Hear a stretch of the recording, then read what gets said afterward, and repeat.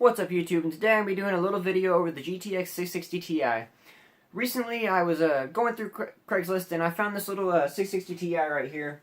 Gentleman upgraded to the 9 series, which is still, as we all know, the 10 series is out right now. But he had this guy on Craigslist for, let's see, what was it? $25 is what I got it for. So I was like, hey, what the heck? It seemed to be like a good little card at the time. This card came out in 2012. So I'm going to kind of put it through its paces on some modern titles and see how it goes. A little information on the 660 Ti. This is actually the super clocked version. It has 2 gigs of GDDR5 with a base clock of 980 megahertz and a boost clock of 1059 megahertz. So yeah, it's a little dated, but we're going to give it a shot and see what it can still do in some of these modern AAA titles that we have, such as like Battlefield 1 and maybe Doom and a couple other games that I see that I have. The only problem is my system is completely custom water cooled with hardline tubing. So I'm gonna kind of have to sort of MacGyver that little area and see if I can kind of pop my graphics card out enough to where I can slide this into one of my other PCI Express slots, since with this board, I can't turn off a PCI Express lane. So, let's get to it.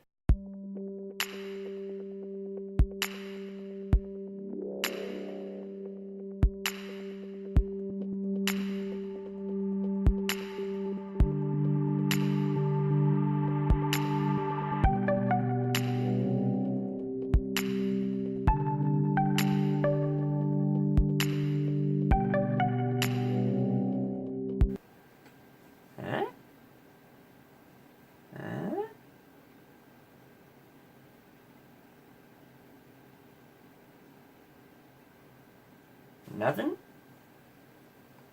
Nothing at all?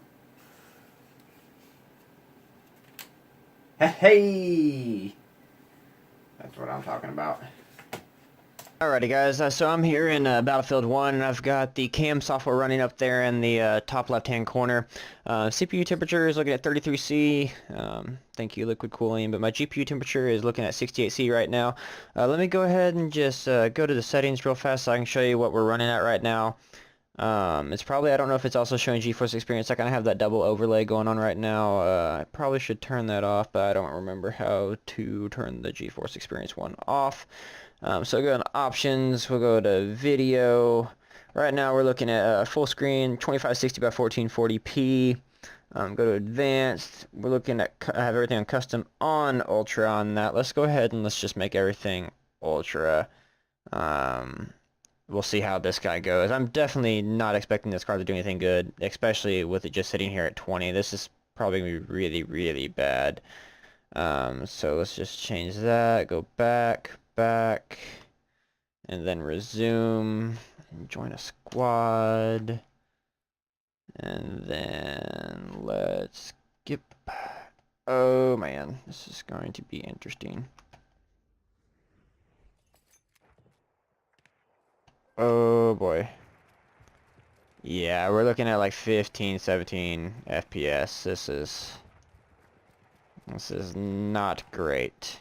Name that. I'm probably gonna end up dying, but I'm gonna go ahead and we'll just drop these settings down real fast. I'm gonna leave it at 1440p, but I want to drop it down to the lowest settings and let's just resume. Oh, hey, this is playable. Okay, but like overall, like low doesn't look too bad at 2560 by 1440. Especially when we're running in the 40s. It looks like we dropped down to the... Yeah, you getting drops down to the 30s. Let's see if I can just get this guy real fast. Nope. So let me go ahead and I'll just drop it down to 1080. I'll turn it back up to ultra and we'll see how the 660 does at 1080. That at 144. Back to advanced. Oh. Yes. Save. Jump things back up to ultra. Okay. Go ahead and deploy. Yeah, so we're still looking at about 20 FPS, even at 1080p at ultra settings. I'll go ahead, because we've seen this before. We have taken objective Edward. Let's try medium.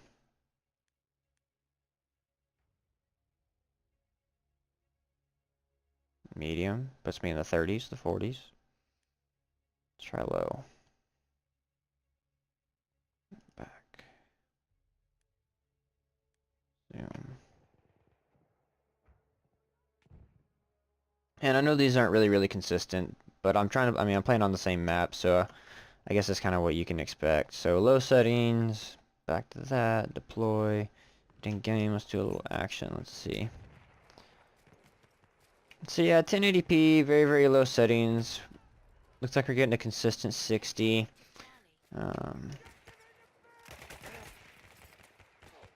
Even with those guys shooting at me, it dipped down into like the low 50s, I believe is what it just did. Definitely very playable though. If you can find. Hey guys, I'm back here with gonna go ahead and play a really popular game, first-person shooter CS:GO. You've probably heard of it. Right now I've got everything at 2560 by 1440. Basically everything that you can possibly turn up is turned up. So let's go ahead and just jump into a game real fast. So yeah, guys, you can see I got in game here, and there's a whole bunch of people talking and stuff like that. So I just ended up deleting the audio, and I'm just gonna go ahead and just kind of dub this over, I guess you could say. So yeah, as you can see in the game, I'm playing 2560 by 1440. Max settings, everything is as high as it can go. I'm averaging about 100 FPS. So I'm in warm-up right now. I do a little bit of a kind of not a whole lot of in-game play right now. I'm kind of run back. The match will start here in a second, and I'll actually things will kind of get kicked off right here. So you kind of saw a little bit of that. I think right now I'm about to drop it down to 1080p before I go run off to this. Let's see right here. Let's see what I do. Yeah, I drop it down to 1080p, and then I run over to the B site here in CS:GO.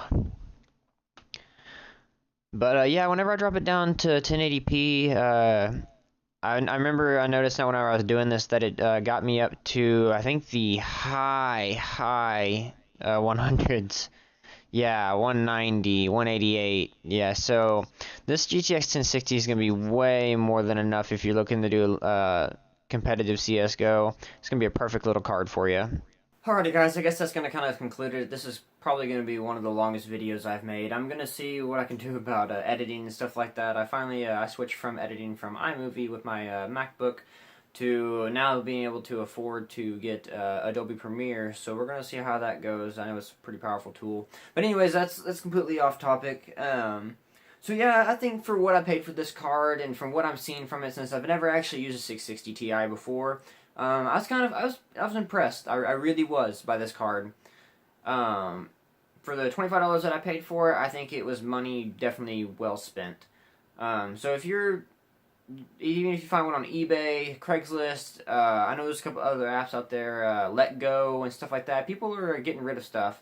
And if you can find something in that 600 series, even possibly maybe like just a 660, I think for a decent price like that, I really do believe that you should pull the trigger on it.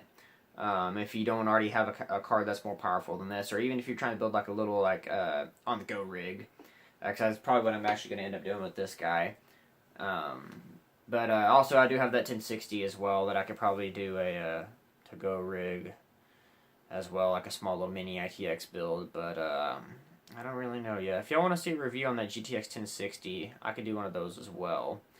But anyways, I'm going to go ahead and sign off, and I'll see y'all later.